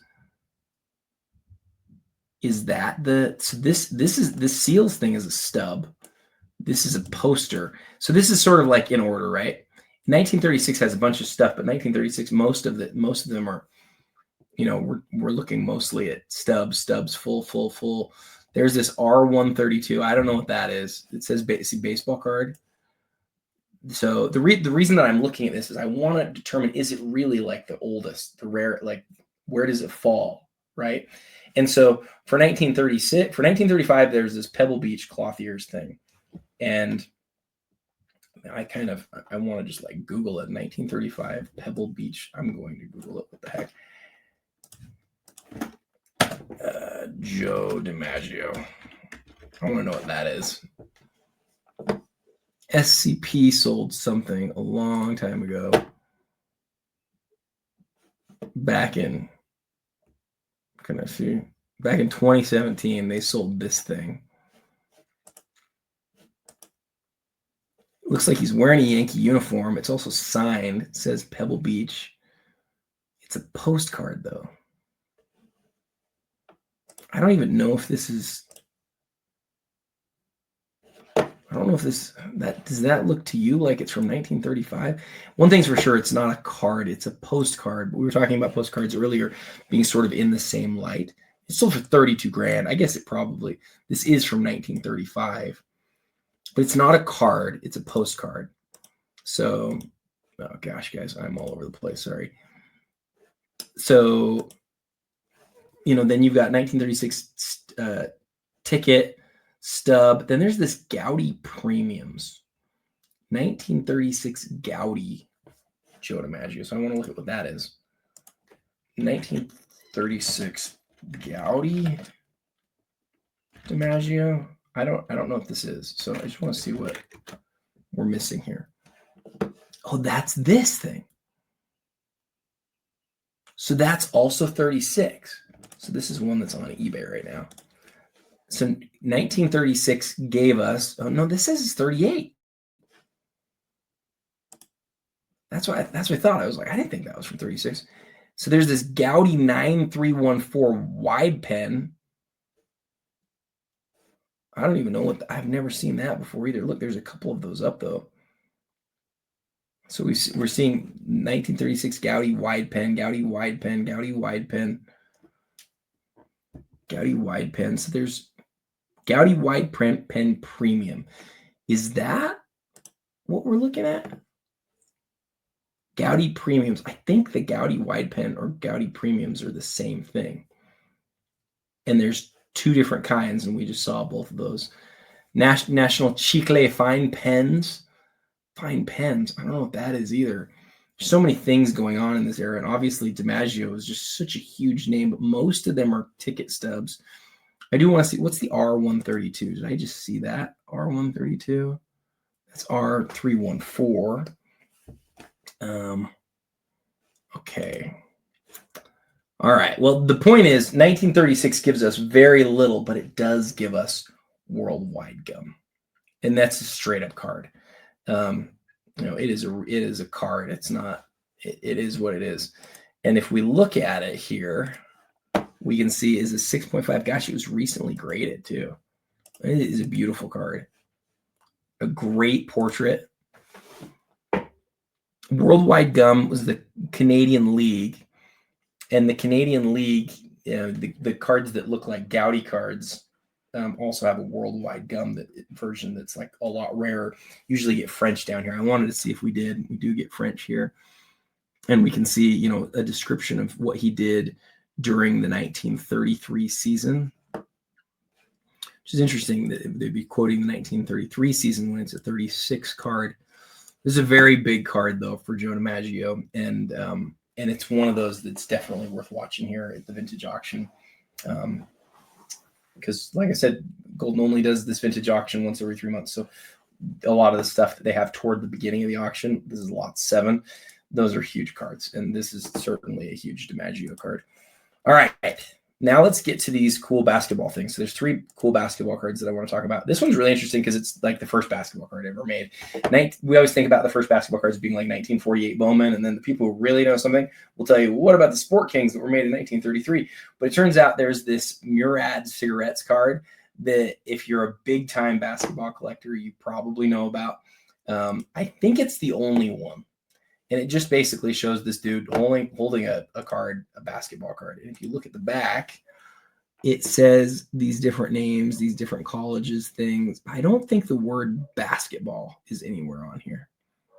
But he's holding a ball and looks like a basketball player. So I think this is the first basketball card. I should know that 100%. I think I've heard people sort of talk about this, and I've not really ever paid a huge amount of attention because I just didn't grow up knowing about it or caring about it. What I do want to do is I want to check the pop report real quick, so that I can understand, if it can add some context to me of like how rare it is, I might feel differently about it. It was recently graded 99180543, and it was graded. It's a pop 5 with 6 higher. And how do I type this one in? Luther College, I guess. That's what we're. Okay, so this is one to do some more research on. This is where BCF was so good, guys, because we would would hit stories like this in BCF, like, because this is going to be a long story. There's 50 of these that have been graded ever. There's only a few that have been graded higher than this one, though. And like I said, I think a lot of people would consider it the first basketball card ever. So also this week, ending at the Goldin Vintage Auction, this might be my old card. If it is, though, it's definitely been reholdered. I owned one of these and owned it for several years. I think this is one of the most underrated items in the whole hobby. And it's neat to see it at auction. It really is. What's it at right now? It's at $400. I don't know if it'll sell for much higher than this, or it could sell for a ton higher. I have no clue. Here's what you have to know. It says 1968 to 1974. This is a bookmark. It's really big. It's like, I don't know. It's probably like 8 inches or something. Like it's pretty big. And the slab makes it even larger, right? Like it is a big, big thing. And I never really liked big things like that in my collection. And that's why I didn't hold on to it, because I needed cash too. You can see the back is blank too. That's sort of another knock on it. People don't like that. Now that I've told you the negative things, let me tell you what's really cool about this. So in 1968, the Hall of Fame in Springfield, Massachusetts made a series of like 50 bookmarks. Let me make this big. Made a series of like 50 bookmarks. And it's just a whole bunch of guys you probably haven't heard of. And then, you know, like a few guys that you're like, oh, like I think John Wooden's in it. And Bob Cousy's in it. Bob Cousy, I don't think was in the original 1968 part of the set, though. It is not a ultra well-known card. It's not even a card. It's a bookmark. But then, as you can see by the name, the cards weren't just produced in 1968. They were produced through 1974. Well, the very last card, or the very last bookmark that the Hall of Fame ever made, was Bill Russell, who happened to be the very first black player that ever went on a bookmark. And the fact that the NBA decided, okay, we've got to make this bookmark of this guy, who, you know, goes to the Hall of Fame. There's a story around that. I can't remember if he didn't show up for his Hall of Fame induction or what the story was, but like Russell is somebody who was a human rights activist, somebody who stood for what African Americans, needed so much at that time, that he has a card, or that he has a bookmark that they only produced a few of, and that they stopped making bookmarks after, and all the guys before him were white. It's just a really cool story. I wish it looked cooler, right? I wish they were really in color rather than just being like this blue with white. But I love this piece. I do. I love this piece. And I've got to go look up real quick what the pop is, because I remember when I had it, it was super low. It's one of those that you don't want to let go of because they're so rare. But again, it just sort of doesn't fit in my collection because of how big it is. I just don't like big cards like this. It is such a low pop, though, guys. Yeah, this is a pop 4, 1 higher, with such a cool story. I wonder, it's like 12 or 13 of them total in the pop, right? 17. There's 17 of them now. So the other aspect here that's so neat is he just doesn't have playing days cards. He has his 1957 rookie card, his 1961 clear cards. He has his card from before he even came into the league and he was in college. And then he has his 1968 Topps Test right as he was about to retire. And there's only a few of those in existence. And then he has this. And there's one other thing that he has, it's like an NBA photograph or something that people have sort of recently started looking at. But he just doesn't have cards. And he was retired at this point, right? This came out a few years after he was not in the NBA. So it doesn't fit the playing days thing. But as far as rare Bill Russells go, I mean, I love this piece so much. And yeah, it's one of those that I have to consider for the top 5, which means we definitely have more than 5, and that's a problem. I also want to hit this Jabbar. I just want to say I love this card because it's the last time you see Lou Alcindor's name on a card. And what's interesting about that is it's also the only standard size Alcindor card. I used to have a PSA 9 of this. I didn't ever want to move it. I had to pick up some other stuff. That's why I always move stuff. I always say I had to move it so I could. This one I had to move because I was buying my Kobe Logo Mania card, which is probably the best card in my collection. It had a PSA 9. It's as far as vintage basketball, it's iconic. 71 tops. I would argue is the best looking mainstream vintage basketball set. Probably the best looking vintage basketball set, period. It lacks the big rookie power, right?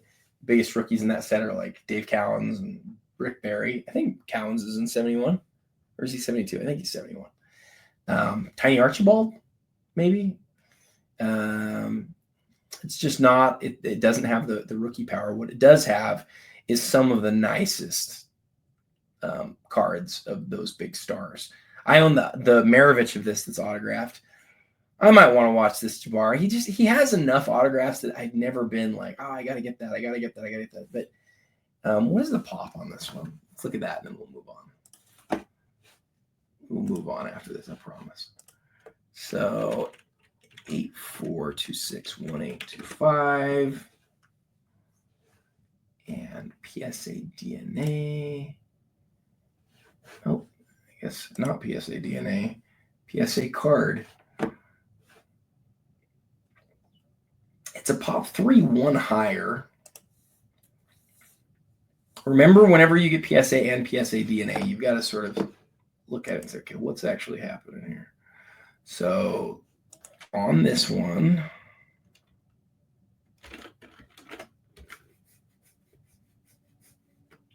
type in Jabbar, it doesn't even work. On this card, yeah, there's 39 of these that have been signed, guys. The reason that this one's as expensive as it is because it's a 10 autograph on a 7 card, which is a big deal. All right, let's move to Card Hobby. Card Hobby, I've already sorted. I went and did the top 240 cards of the week. I think I just did basketball this time. Yeah, I just did basketball. A lot of huge stuff ending at Card Hobby this week, including this Kobe Bryant, which we're going to take a good look at. Come back to it in a second. Ooh, big time SGA, RPA out of Flawless. Come look at that one. Oh, I've got to look at this Tim Duncan autograph. Dirk Luka duel. That's really cool. What is this? Is this Donovan Mitchell just signed Spida? That's interesting. Ant-Man. Carmelo.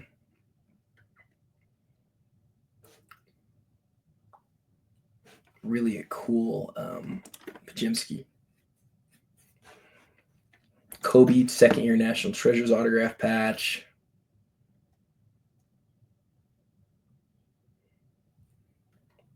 When it comes to big-time autographs and patch cards and patch autographs, Card Hobby has awesome stuff basically every week. Let's look at that Harden.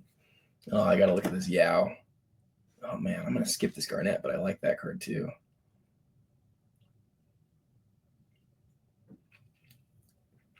Okay. Man, guys, I know I always say I try to do this in an hour and then I just fail. Kobe White, I think that's not a rookie, but I need to make sure that's not a rookie. Kobe White's an interesting guy. You sort of wonder, is he good because he's on a bad team? Or is he like really good and he could just use a chance to get on a good team? I don't know what the answer is. Got 7 or 8 items already. Okay, we went through one page. We're gonna call it good there. So let's look at all these. So this Kobe, one of the things I recently learned about this. So I like the notable nicknames that says Black Mamba more. I do, but I think the thing that I was thinking about today as I was putting this together is what year's Kobe was he an MVP? Do you guys know? Let's look. Kobe MVP year. Might change how I think about this a little bit. So it's 2007, 2008. It's a couple years before this was made. He only won one MVP award, right? He doesn't have like he doesn't have several years to look at. I wish it was a little bit closer to that year. But with that said, this autograph's been really well preserved. I mean, that's bright blue. It's exactly what you want to see out of that autograph. Cards, the autograph, I believe, is graded at 10. Yeah. And then you'll notice on the back the Kobe sticker, and then that it's numbered at a 35. The Black Mamba one that I always talk about being like one of his best autographs, it is at a 99. And Kobe was an MVP. And so, as far as like well-known inscriptions, I'm not sure other than the Black Mamba one, there's one that's better known than this one. And I don't think MVP is a bad, I don't think it's a bad inscription. It's just not as good as Black Mamba. So very cool card. All right, let's look at this SGA. Serial numbered out of 15. This is the red around the edges. Game used RPA. People always tell me in basketball, some of them are not game used, but I can't see because this image is not good enough. But I'm 99% sure that's also game used. Boy, is SGA on fire, and are people going crazy for his stuff. Good to see. I've got to look at this Duncan, and it's really easy to see why. He has both a giant autograph and a giant inscription right here. And because this is the notable nickname set, you get one of the coolest combination autograph inscriptions that you're ever going to see out of 10. I mean, he took a while on that card. That represents like 15 seconds of Tim Duncan's life right there. Notable nicknames of Donovan Mitchell, but this one looks like it might be a one of one. It is. See that holofoil? That sort of gave it away to me. Do I wish that our friend Donovan, who I'm a big fan of, he used to play for the Jazz, do I wish he would have signed his name as well as the inscription? I do. I do wish that. That would have been better. But still, I can't say that I've seen an inscription where he wrote Spida, and I haven't really looked for it. But Pajemski, really a great-looking logo man right here. Man, Impeccable makes some such nice-looking cards. And then you look at the back, the enclosed officially licensed material is not associated with anything. That's unfortunate. But the card is still gorgeous, and it is still a rookie logo man of Brandon Pajemski. And then we've got 3 cards left. Second year National Treasures. I always just really like this card. Nice big piece of patch that is on card, although it looks like it's on sticker. It's on card. 10 auto, 7 card, colossal. Very cool. I want to hit this Harden real quick because, unfortunately, unlike the Durant that we looked at earlier, this number to me doesn't really mean anything because he's not part of any of these championships.